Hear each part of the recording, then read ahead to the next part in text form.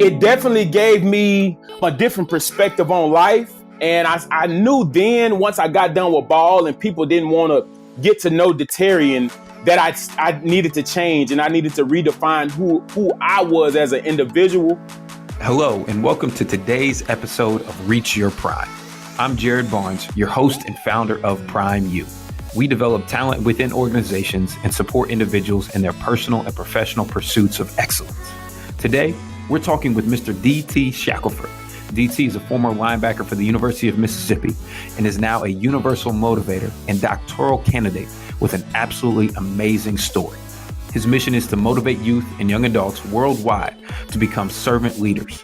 His speaking and motivating abilities are well known and has received multiple awards for his exemplary character and servanthood. There is so much to learn from this inspiring former athlete, and I'm honored to be able to share this conversation with you today. I hope you enjoy the energy and lessons from DT Shackelford. Welcome to the Reach Your Prime podcast. Today we are here with Mr. DT Shackelford. We are here to dive in and learn more about his story, learn about his journey as an athlete and now as a professional, but more importantly, learn what he's picked up along the way, the different experiences, different things he's overcome, and who he has become today. So DT, thank you so much for being on the show. Really, really excited to have you and just learn more about your story. If you just wanted to quickly introduce yourself to our audience and share about a little bit about your time at Ole Miss, and we'll jump right into it. Yeah, man. Like you said, my name is DT Shackelford, man, and from Decatur, Alabama. Had the opportunity to be pretty good at football, man. So I had an opportunity to get a scholarship to the University of Mississippi. I was able to do some great things there, man. Around probably my junior year, I tore my ACL initially. I actually had back-to-back ACL surgeries. So I actually tore my ACL 2 years in a row. And so that kind of motivated me to become more impactful off the field than on the field, right? And so with me tearing my ACL 2 times, it gave me much more time for my education. And so I was able to complete my master's of higher education, emphasis in student personnel, by the time that I left. And then now working on my doctorate of higher education, where the emphasis is equity, ethics, and social justice. And so the university has definitely given me a lot. I've definitely had several obstacles I've had to overcome. But I'm definitely glad to be on your show, man. I'm thankful that you have me. And so I'm ready to jump in it. Absolutely. And man, I'm already impressed. I'm already excited to learn more about your story. You mentioned several things about your time as an athlete at Ole Miss and just overcoming injuries. But what that did is opened up more time. And it freed you up to pursue different passions and I think discover different passions that you may not have had or known you had before. You know, I can totally relate. And I know a lot of people listening can totally relate to that as well. So I want to back up and I want to dive in deeper. You said 2 ACL surgeries. 2. Can you walk us through that? Walk us through that, man. What happened? What was the setting, the context, and more importantly, what was your mindset going through all that? Yeah, man. Yeah. So as in several communities, man, specifically me, I'm a first generation college student. And when you look at the community that I come from, they put athletics on a pedestal and academics kind of take that back seat.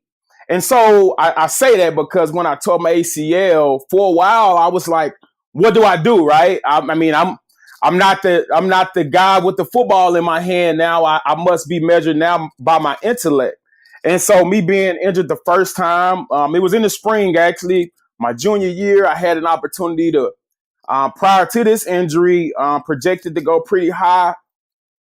And boom, the first one happens and my character is tested, right? My ability to overcome obstacles was tested heavily because this was something that I identified with. One of the things that I speak about in my dissertation is racial and athletic identity. And one of the things that I struggled with was that athletic identity, right? Like, how do I redefine myself? Like, how do I do it? I mean, I don't know, right? So tore my ACL the first time, and I was fortunate to have some awesome coaches that was able to push me to go beyond what I thought I could be from an athletic perspective and start to redefine myself outside of that football field context. So first ACL blows out, and then maybe 5 months later, I tear it again. And so, yeah, man, it was a challenging time in my life. And so the second ACL surgery, I was actually 3 months away from getting my bachelor's degree. And so you can only imagine, man, two ACLs. I don't have football. I'm first generation college student. This for me was the I guess you could say the apex, Absolutely. right? This was that moment where it defined whether you would, right, with the fight or flight reaction. And so through the help of so many different individuals, man, I was able to overcome, and I was able to become it's an award at Ole Miss called the Chucky Mullis Courage Award. And I would encourage all of the viewers to go and research this award. But it's Chucky Mullis Courage Award. And I was blessed and fortunate enough to win that, the first ever in Ole Miss history as a junior. And then I won it a second time as a senior, man. So long story short, man, I was basically able to overcome a physical deficiency, and I was able to enhance my intellect, man, enhance my academic pursuits. And when I go in front of audiences now and go and speak, they want to hear more about what I am academically and scholastically, as opposed to physically and athletically. So that's great. That's great. You said a whole lot in there. I want to unpack two things that really resonated with me. First being identity. And you really talked about how your identity had to transition. You had no choice. You know, you were put in a place where you were it was a rock and a hard place, man. And you were faced with, like you said, that defining moment where were you going to cave or were you going to step up to the plate? And so before we go any further, man, can you just walk us through, you know, from a practical standpoint, a day-to-day standpoint, what kind of things did you do? What was your mindset, you know, in that hard place of, man, this is my second ACL. I have to graduate. Draft stock isn't necessarily looking like it used to. You know, what was your mind like? Can we get just pull back the curtain on your mind? I think our audience would really love to hear that. For sure, man. One of the things that really faced me, and I actually use this in my life, is what I like to call my 10-10-10 dynamic, right? And so the first 10 is that my father, my biological father, he passed away when I was in the 10th grade. I'll never forget it. I was in a football meeting. They knocked on the door. DT, come and get me. Your biological father has passed. I probably saw him 5 times, and he stayed in my own hometown. So while we wasn't close, it still was a connection. And so that's a 10th grade, right? The second 10 was that my stepfather, he would actually raise me, but he would later spend 4 years in prison. But prior to that, he dropped out of school in the 10th grade. And so the 10th grade, for me, statistically speaking, I was either my sophomore year in high school, I felt like that was an opportunity for me to really define not only myself, but the trajectory of my family. And so if I didn't do that, who was going to do it, right? And so that's that second 10, right? That's the first one being my biological father passing away in the 10th. Second one, my stepfather dropping out of school in the 10th grade. And then the second 10, man, I graduated high school in 2009. And in 2019, I will have my doctorate degree, right? And so I run that 10-10-10 dynamic down that way is because even before I met these obstacles in college, I had some things that was pressing against me even before then, right? And so I faced challenges, but they were redefined differently, right? They looked different. But it was still character, right? It was still who you were intrinsically. It's still who you are from the inside out. And so when I speak to kids nowadays and I say, what is success to you? And they always look at it from an exterior perspective, but really it's intrinsic, man. Really, it's it's the grit that you have from the inside out. And so for me, man, going through those things, growing up and then facing this, it was tough, but it was almost like I was prepared to go through whatever I was going through, and it wasn't for me. And I'm sure you can testify to that, man. The things that you've been able to accomplish, it's not for you. It's for the individuals that's coming behind you. And so, man, it definitely allowed for me to attack my obstacles differently. Man, that's incredible. That's incredible. And so what I really picked up is your capacity was already being developed. You already had a huge capacity going into college of, you faced adversity and already built up that resilience, that grit, that grind your teeth, buckle your chin strap type grit. You already had developed that in one area of your life. And so you channeled that when the next hurdle or the next challenge came up. Man, I think that right there, if you guys don't hear anything else on this podcast, hear that, being able to handle things that have already happened to you and allowing that to push you even further. Man, that's huge. That's huge.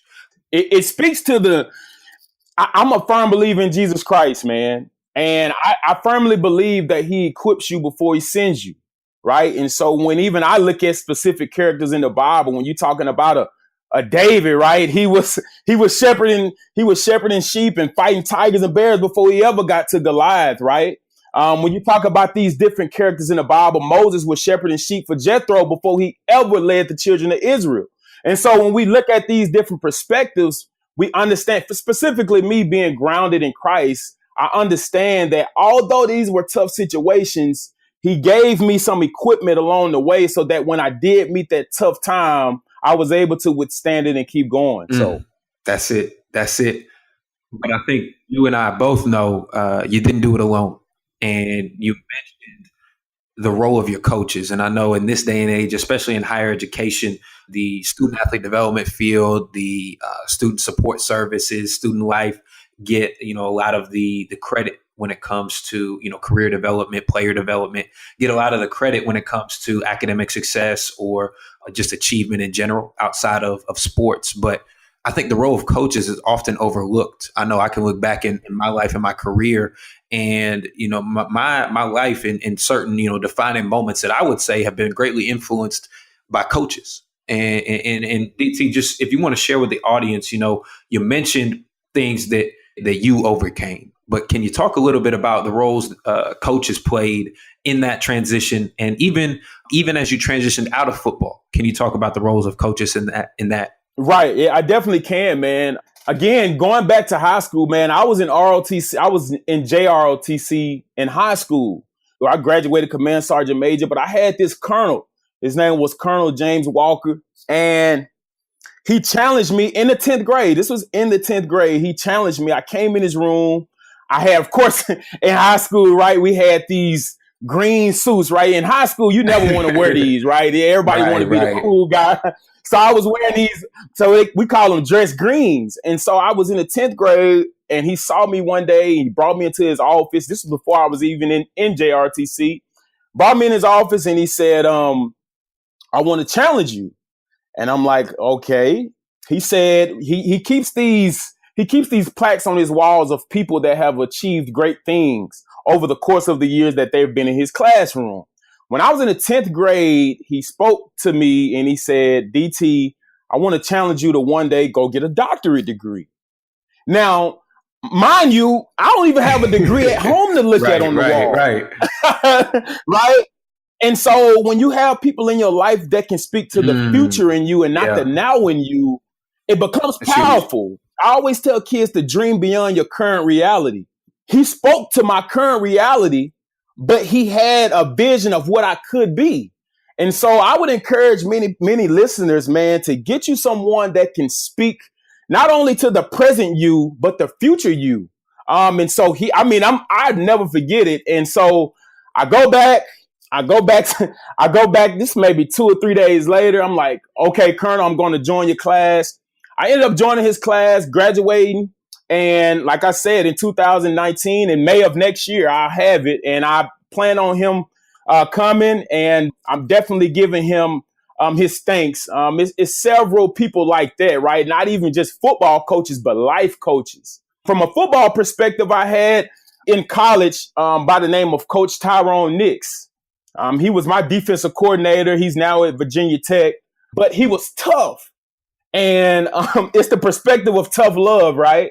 And every player we have that one coach that's just like, He's on us. They are on us, on us, on us. And it's like, man, when you gonna let up?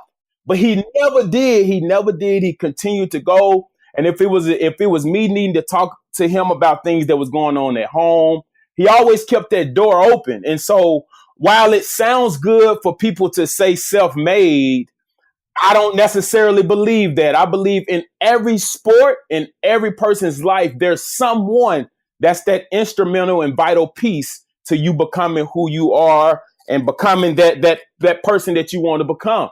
And so for me, man, that was definitely two individuals that I can think of off the top of my head. So the having that coach, man, that's consistently in your ear, always giving you positive advice, has been huge for me. That's that, and you're right. That is huge. That is huge. That feedback, the constructive criticism, but also, like you said, speaking what you will become, not necessarily where you're at right now. I think, man, there's just a lack of that in our world today, where it's very much focused on the right now, and you need to produce this or you're not this. I think some people are so quick to tell you what you're not rather than what you could be, so Wow. I've seen it so many times where people will either stop short or not even start due to somebody saying what you currently are versus what you will be. So for you to have those people in your life, man, I know it's huge and a testament to what you've been able to accomplish so far. What I think is beautiful, something that I've really experienced myself, is almost the burden of being a former athlete. And you mentioned identity earlier, to where, you experience success. You experienced some tremendous success, at Ole Miss as an athlete in the SEC. I'm sure had tremendous media coverage and attention. I had similar experiences as an athlete at Ohio State, where sometimes you are categorized and put in a box, for lack of a better term, because of your previous identity. Have you faced any of that? Whether it's just, oh, that's DT, the football player. Oh, for sure, man. Talk to me for about sure, that, because for sure. I could talk about. I could do a whole podcast episode myself on that, but I want to hear from you. Oh, yeah, for sure, man. One of the things that I'm covering in my dissertation is early career success. And one of the things that I'm dealing with specifically is, how do student athletes make that transition, right? From student athlete to competent citizen. How do people not look at my real name is Detarian, right? My mom would love that, right? So my real name is Detarian, but my football name is like that DT, right? And so initially when I got done, I became a major gifts officer. And this is something that it really stuck out to me. I became a major gifts officer for the University of Mississippi, and they gave me an awesome opportunity. But one of the things that I noticed, and that when you're a major gifts officer, you talk money, you're talking capital campaigns, you're talking things that don't have anything to do with that geometric figure that we carry around on the football field, right? And so when I would go into their offices, it was, I never could get past that 2013 defeat against Alabama, or that sack against that specific quarterback, or that 2009 interception. It never made it past that. And so when you talk about the intersectionality of racial and athletic identities, I'm square in the middle of it. And so many and I'm first generation college student. So you can just imagine how many more student athletes are going through this same specific thing. But I never could make it past DT. Nobody wanted to know Detarian. Everybody wanted to know DT Shackelford. And so I had to re-identify myself. And like I said, I give much credit to having the opportunity to work there, but it definitely gave me a different perspective on life. And I knew then, once I got done with ball and people didn't want to get to know Detarian, that I needed to change, and I needed to redefine who I was as an individual. And so, yeah, man, that's always going to be a big perspective and something big to handle, specifically in our world, man. That's huge. That's huge. And I know personally, I face similar barriers, to where my motivation, interestingly enough, for academic success was never for the degrees, but it was to speak the language of a different social class, to speak the language of academia and higher education to understand that and to get access. I was recently talking with a friend and colleague of mine who plays in the NFL, but very much into venture capital and understanding business. And the first question he asks when it comes to wealth is, how do you get access?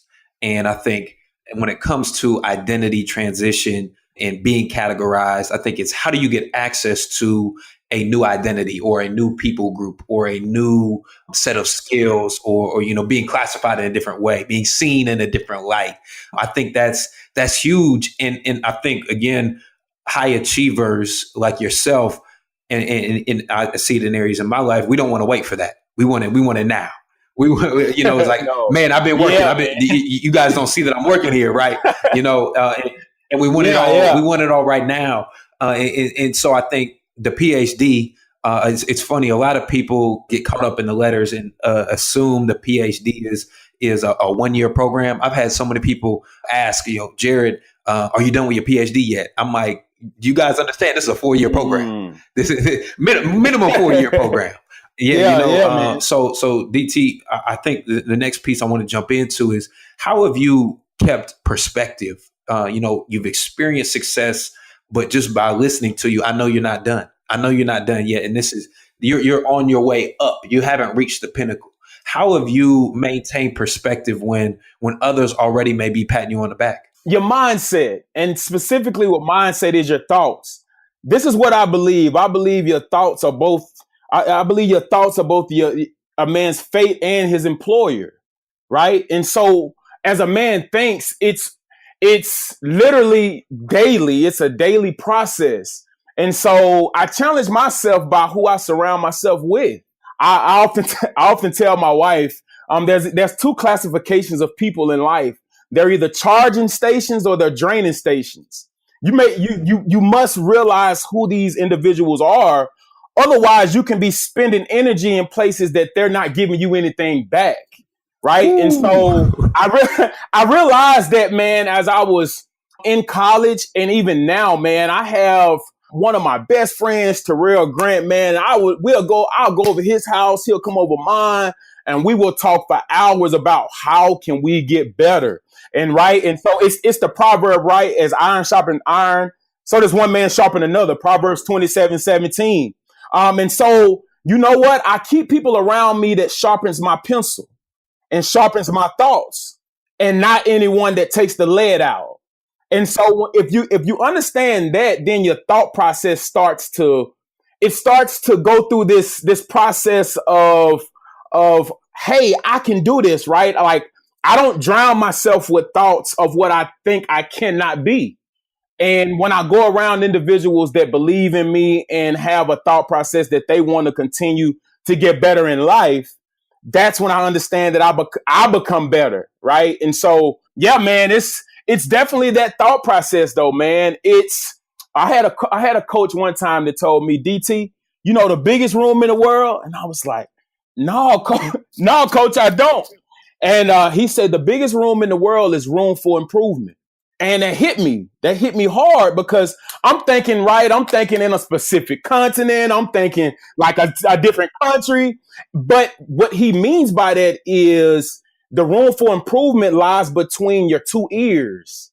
And if you can control what goes in your 2 ears and your eyes, right? If you can control that in some type of way, your improvement level will continually to increase. So I think it's thoughts, man. I think it's your mindset and believing that you can get better. And I surround myself with people that don't allow for me to get content and to get complacent with where I am in life. I challenge every viewer that's listening, man, to become uncomfortable daily. We come to this mindset where we think that we must be comfortable. And if we're comfortable, we've reached our dreams. Well, actually, that's the direct opposite. You will notice that the ascension into success and into the places that you need to be usually requires a high level of discomfort.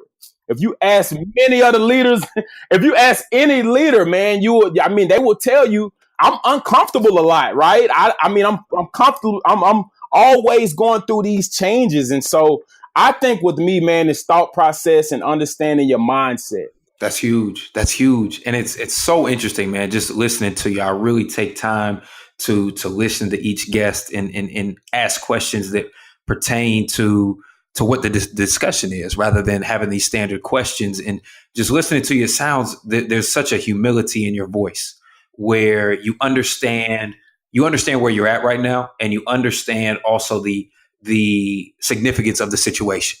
It's where you're chasing significance rather than success. And I heard that because of just how you want to get better, but getting better by feedback, getting better by, hearing what others have to say. And I think, me personally, I dealt with early in my career, oh yeah, give me feedback. I'd love to hear what you have to say. And then as soon as they would open their mouth and say something I didn't necessarily want to hear, I'd shut it down. I said, okay, well, I appreciate that. Thank you so much. And now, just as you said, iron sharpens iron. So does one man sharpen another. How have you maintained your humility throughout this process where you first generation college student, now going for the PhD, going to finish it next year? I can imagine the head starts to get a little big. How have you gotten that balance in your pursuit of significance? Well, in the Bible, man, they call wisdom a she. Yeah. And so I have a wife. My wife, man, she makes sure to never let me get there, man. She is my biggest cheerleader. She is a person that I believe I couldn't do a fraction of what I'm doing right now without her help. She's literally the definition of someone who optimizes my strengths and minimizes my vulnerabilities. She does that for me. She gives me that. And so when you have that and you have an individual that believes in you, even when you don't even know how you can do it yourself, it empowers you. And so the wisdom that comes from her, man, if anybody got a chance to know my wife, she's extremely inquisitive and she cares a lot. And so when she becomes, we met in college. She was a track runner in college and I played football. And so we met in college, but everything about her was designed for me. I think it's the whole perspective of God has designed Jordan. Her name is Jordan. God has designed Jordan for me to be a helpmeet and not a stop me. And so for me, she's been a multiplier in my life and not a diminisher. And so as I continue to go through this process, man, there's absolutely no way that I can get the big head. I think the second part of that, man, I think it's the way you raised, man. I think for me, I had a mom and a dad that never had a college degree, but they taught me the most about becoming successful in life than any professor ever have or will. I think for them, and that is very powerful. When you think about my stepfather, man, he spent 4 years in prison. And so you could imagine him coming home to going to specific interviews and saying, hey, you an ex-cop, like we can't hire you. And it's not because he wasn't intelligent. It was because he had a resume that they didn't agree with. And that's life, right? When people can't identify with your resume, they seem to neglect your intelligence. They seem to feel like you can't do the things that you can do. And so with me, man, it's been with my mom and my stepfather, man. They have kept me grounded, man. This is my third point, man. If it was a class, man, that I felt like could be taught, it would be Service 101. Okay. And the professor would be Sherry Shackelford, man. Now that's my mom. Yeah. That's my mom, man. Okay. All right. And so if you can come with me into this classroom, I'm in the 8th grade. I have an older brother and a younger sister. We wake up on Thanksgiving Day. Now in the 8th grade, Jared, I like to eat. I love to eat, man. All right. So if you come with me to this Service 101 class taught by my mom, she wakes us up early in the morning. I'm in the 8th grade. It's about 6 o'clock and I smell like ham and like macaroni and collard greens. And I'm like, it's Thanksgiving Day. Like it's Thanksgiving. So I'm like, okay, like it's time to eat. Like so mama ready early in the morning. It gets to about 6:30, 7 o'clock, and she comes in there and wakes us up. Me and my brother shared a room. We had twin beds. I had a twin bed until the time I graduated. My first king bed was when I got to college. I slept in a twin bed my entire high school career. But she came in there and woke us up, and I have a younger sister. So she came and woke all three of us up, and she said, we're about to do something different today. I'm like, okay. She said, I want y'all to grab each and every pot and pan that you see, put it in the car. We're going up to the mission. We're going to feed the needy. I said, wow, we're going to do what? Right in the eighth grade? You don't understand that perspective. Right. But she taught me that servant leadership, man, that service, right? And so she's the ultimate professor for me, man, the person that has taught me how to serve. And if you keep the perspective of serving, the whole idea of putting yourself second and highlighting others first, I believe that is when you really start to understand who you are as an individual. Jared, I'm real particular about hanging around people that want things for themselves, and they're not infatuated, or they're not enthused about other people. That's my mom to the core. And so if you look at that classroom, man, I would sign her up, and I would pay to have that class broadcasted every single place I could, because I think one of the missing components that we're missing in life is the ability to serve others, man. It's totally gone from our society. And so service is huge to me. It was huge to her. And she's taught me never, ever, ever, ever look down on a specific individual based on their socioeconomic status, because that could be you the next second. So easily too. So easily. Yeah. So easy. Man, well, thank you so much for sharing that. That resonated with me. You know, I think what you're talking about, servant leadership, has somewhat been neglected and lost in our society due to just the platform of social media, the mindset of self-promotion. And it can be an easy trap to fall into, getting that validation, from others, that desire to be known. It's interesting. I'm sure you've experienced this when you go speak to high school students or young students. I just want to be famous. I want to be known, or I want to be an influencer. Yet they don't realize that leadership is influence, but leadership is also bringing somebody along with you. I'll never forget, I was a freshman at the University of Louisville. My defensive backs coach was Vance Bedford, who was also the defensive coordinator as well. And, I would show up to every single position meeting early. I'd have my pen and paper out. I already took notes on all of the practice tape we were supposed to watch. I made everything I was supposed to do, I did. And he said, Jared, great job. I'm really proud of the way you've handled yourself like a professional at a young age, but you're not a leader. And I said, Coach, what do you mean? I'm doing everything right. Everything you asked, I've done, and some more. He said, you haven't brought along anyone with you. He said, why are your teammates still in the locker room and you're here? He said, leadership is grabbing somebody and helping them reach their full potential. So, man, what you're talking about really resonates with me. And I want our audience to hear that, to sit on that some more. That is so powerful, man. That is so I'm an Omega, man. And our unofficial motto is lifting as you climb, right? So as you go up, you bringing somebody with you. And so what power is in making it there alone? And so I think that's an awesome point, man. Yeah, man, that's powerful. No, I appreciate that. But no, as we close here, man, I do not want to neglect the work you've done on your PhD. And I'm sure you've gotten coverage for that already. But as a fellow academic and researcher myself, I want to dive into that a little bit as we close here, just talking about your research, what areas you have chosen to focus on, what the dissertation experience has been like for you. But then most importantly, what you plan to do with the PhD. Where are you looking to go to next? So if you just want to hit those points of your area of focus, what your PhD experience has been like for you, and then what you're hoping to do after the PhD. For sure, man.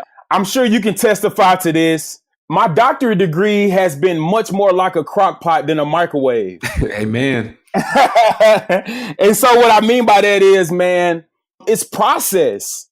It's literally process, and it's not overnight. It takes time. It takes effort. It takes dedication. It takes a lot, man. So that has been first and foremost. Secondly, man, the things it's something, man, because everything we've spoken about, we've literally talked about my dissertation in passing, man. So just the three perspectives that I'm hitting literally is early I'm looking at early career success, and I'm looking at specifically African American males at the Division I level. And the three perspectives that I'm covering is literally early career success, and then I'm talking about social capital theory as my second thing. Right?